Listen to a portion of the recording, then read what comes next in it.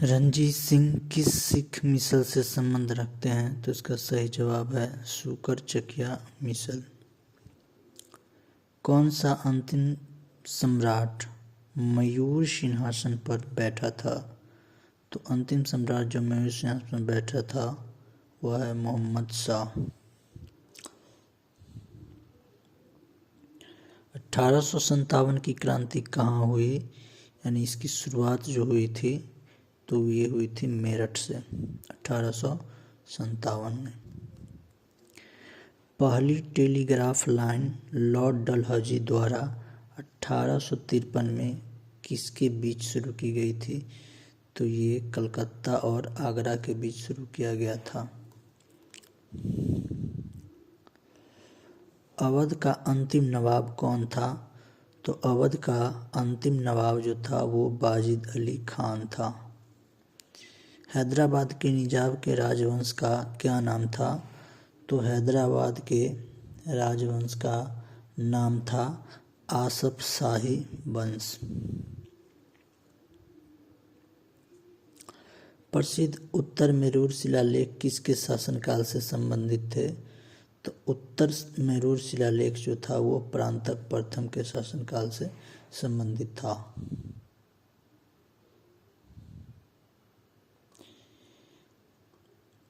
निम्न में से कौन सी लड़ाई के फलस्वरूप हुमायूं भारत के शेरशाह द्वारा निर्वासित किया गया था? मतलब शेरशाह से हारने के बाद जो है सो वह भारत से पलायन करना पड़ा था उसको, तो वो था बिलग्राम की लड़ाई। गुरु नानक का जन्म स्थान कौन सा था?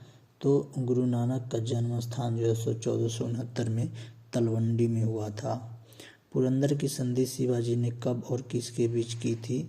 तो पुरंदर की संधि शिवाजी ने 1665 में राजा जय सिंह के साथ किया था।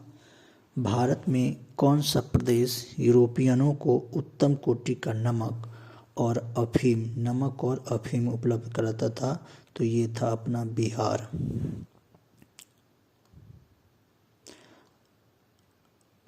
अकबर के शासनकाल में विद्वानों के समूह ने महाभारत का संस्कृत से पार्सियन में अनुवाद किया। इस पार्सियन अनुवाद को क्या कहा गया? तो इसे कहा गया रजमनामा। नूरजहां का वास्तविक नाम क्या था? तो नूरजहां का वास्तविक नाम था मेहरुनिसा। गोलकुंडा के राजा कहलाते थे, तो गोलकुंडा के राजा जो थे वो कुतुब शाही कहलाते थे। कुतुब शाही वंश गोलकुंडा में ही था। उड़ीसा के गजपति राजवंश का संस्थापक कौन था? तो उड़ीसा के गजपति राजवंश का संस्थापक था कपिलेंद्र। कश्मीर के जैनुल आबिदीन जो अपनी कला और साहित्य की संरक्षता के लिए प्रसिद्ध था, किस राजवंश से संबंधित था? तो ये था शाह मीर राजवंश से संबंधित। इनमें से कौन से बहमानी सुल्तान ने अपनी राजधानी गुलबर्ग से बीदर स्थानांतरित की थी? तो ये किया था अहमद शाह अब्दाली। बहमानी साम्राज्य का राजधानी जो थी वो गुलबर्ग थी, या गुलबर्गा। गुलबर्गा भी आपको कहीं कहीं देखने को मिलेगा। तो गुलबर्ग या गुलबर्गा से स्थानांतरित किया था बीदर, अहमद शाह वली ने स्थानांतरित किया था।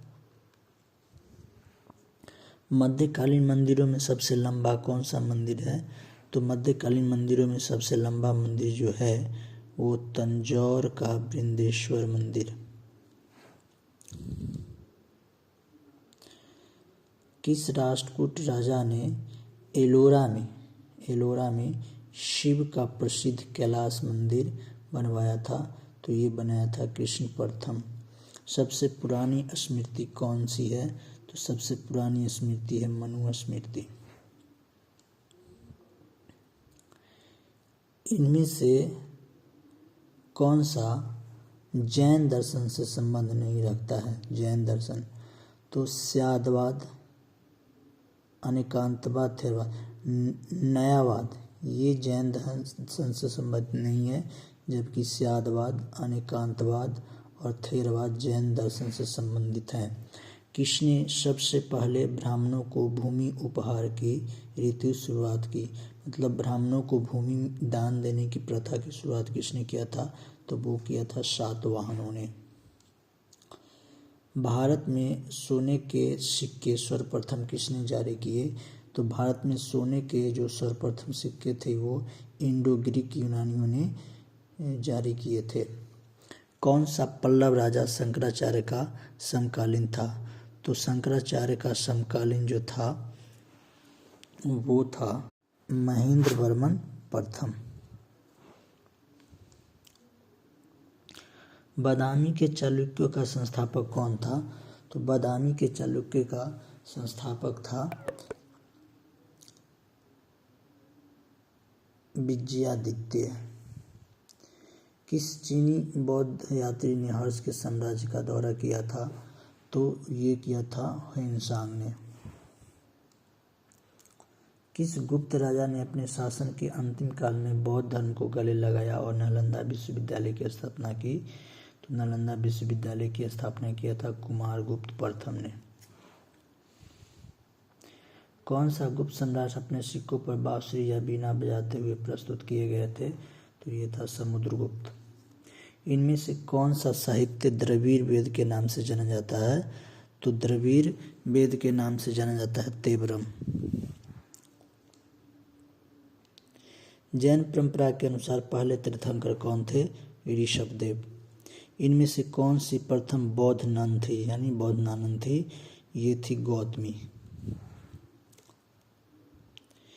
इनमें से कौन सी तमिल भूमि की बाइबल के नाम से जानी जाती है? तो तमिल भूमि की बाइबल के नाम से तिरुक्कुरल को जाना जाता है। संगम साहित्य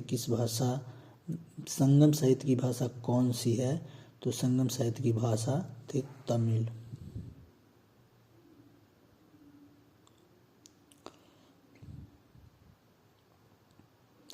सबसे पुरानी भारतीय दवा आयुर्वेद का उद्गम है?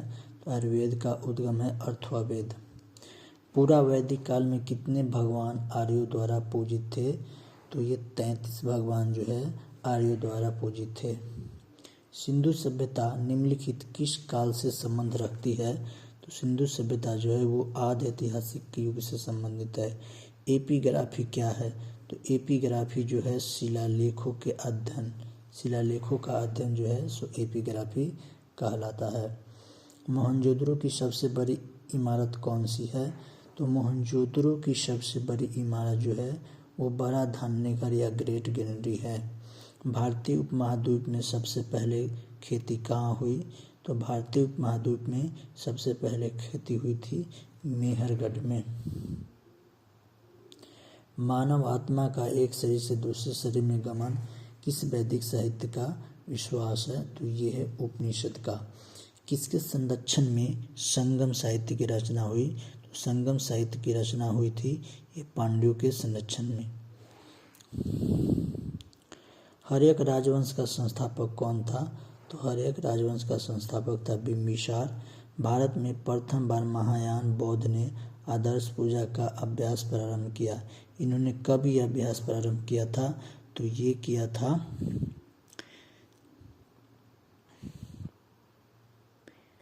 पहली शताब्दी में। इनमें से कौन सा सबसे पुराना जैन ग्रंथ कहा जाता है? तो सबसे पुराना जो जैन ग्रंथ कहा जाता है वो 14 पूर्व को कहा जाता है। कब और किसके द्वारा अशोक के शिलालेख के गूढ़ अक्षरों को प्रथम बार पढ़ा गया? तो 1837 में जेम्स प्रिंसेप के द्वारा जो है सो सबसे पहले पढ़ा गया था। किस बौद्ध सन्यासी के प्रभाव में आकर अशोक बौद्ध धर्म का अनुयायी बना? तो ये था उपगुप्त के जो है सो प्रभाव में आकर अशोक जो है सो बौद्ध धर्म को अपना लिया था। भारत सरकार द्वारा अपने देश के राष्ट्रीय चिन्ह के रूप में अपनाया गया अशोक की राजधानी सारनाथ पिलर के धर्मचक्र में कितनी तिल्लियां हैं? तो धर्मचक्र में सारनाथ के पिलर के धर्मचक्र में जो है 24 तिल्लियां है। कब और किसके कि कब और किसने शक युग प्रारंभ किया? तो शक युग प्रारंभ किया था कनिष्क ने 78 ईस्वी में।